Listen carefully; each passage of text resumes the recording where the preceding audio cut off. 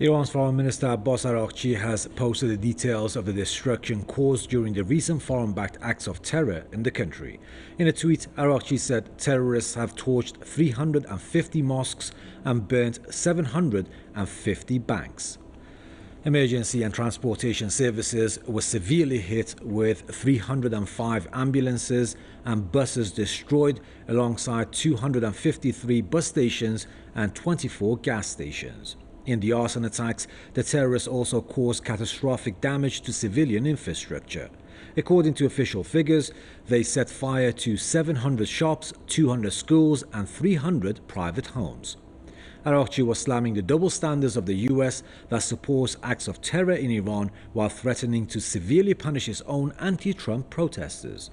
Iran's foreign minister's tweet was in response to a post by US Vice President J.D. Vance, in which he threatened a heavy-handed crackdown on Minnesota anti-ICE protesters if they storm a church or assault a federal officer.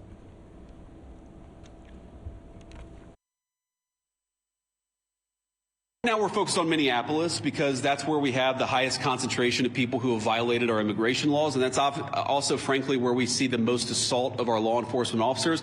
I mean, our plan is very simple. If you assault a federal law enforcement officer, we're going to do everything that we can to put you in prison. It's very simple. And most of these protesters, as much as I may disagree with their politics, most of them have been peaceful, but a lot of them have not been peaceful. And if you go and storm a church, if you go and insult a federal law enforcement officer, we're going to try very hard. We're going to use every resource of the federal government to put you in prison. Respect people's rights. Respect people's rights to worship. Respect people's rights to do their job without being assaulted. If you follow that basic principle, the Trump administration is going to do everything that we can to protect your rights. But if you go after somebody, if you assault somebody, if you make a 9-year-old girl cry because you walked into her church and harassed her, we're going to go after you with every single tool that we have.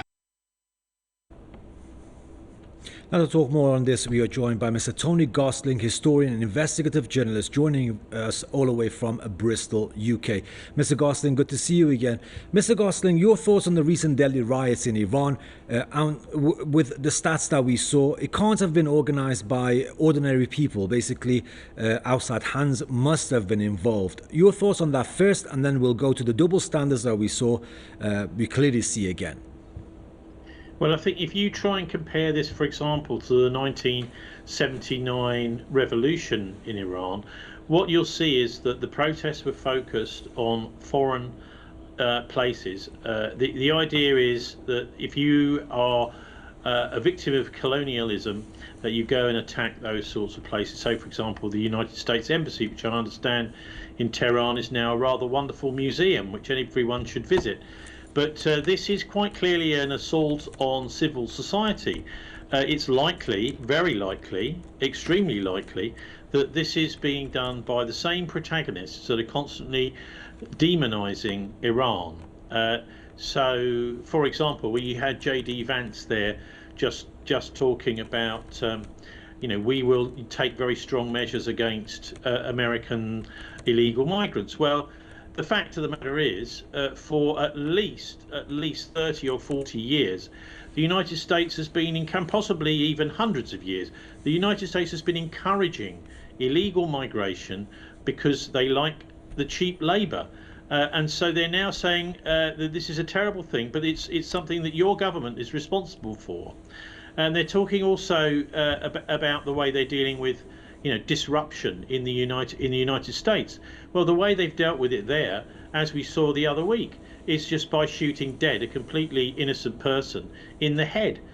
One of the well, not even a protester actually. She's just driving away, so this is horrific hypocrisy. What we're seeing, I think, in most of the press now and in the Western media is an attitude which is just simply demonizing other countries in order to distract your own population's attention away from the fact that you are so unpopular. Actually, Donald Trump is reasonably popular compared to the likes of Keir Starmer in the UK and Emmanuel Macron. And the answer in the UK by Starmer to his lack of popularity is he's cancelling the elections here in Britain, where something like 4 million people in May this year are not going to be allowed to vote for their local representatives anymore, and I think it's 400 local councillors will just stay the same as they were before. They won't be re-elected. This is because of the Reform Party, which he's afraid of, will be taking these seats and taking control of these councils.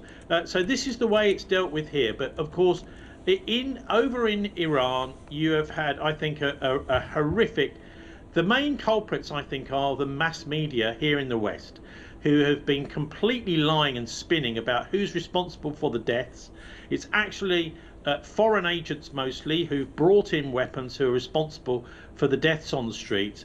And this has led to Parliament, the European Parliament, including groups like Amnesty International and Human Rights Watch, picking up this rubbish, these lies from the media as if they think it's true, and then condemning Iran.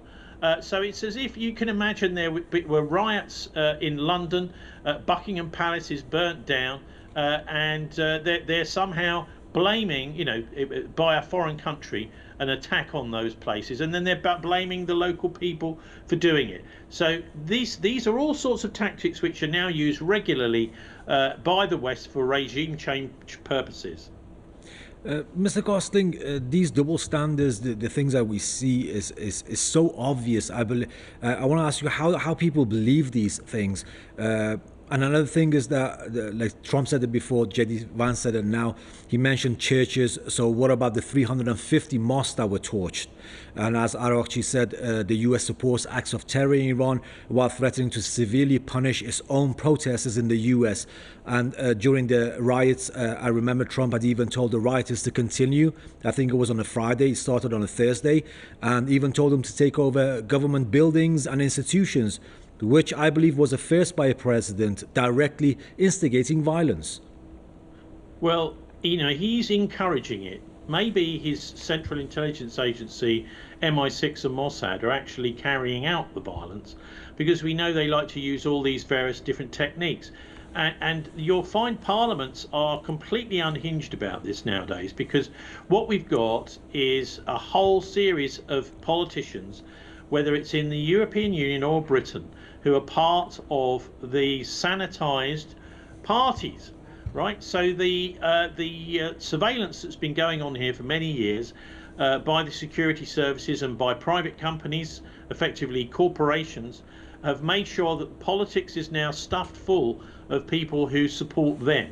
And they don't actually support democracy. What they support is the World Economic Forum, what we're seeing at Davos, and big businessmen running the world.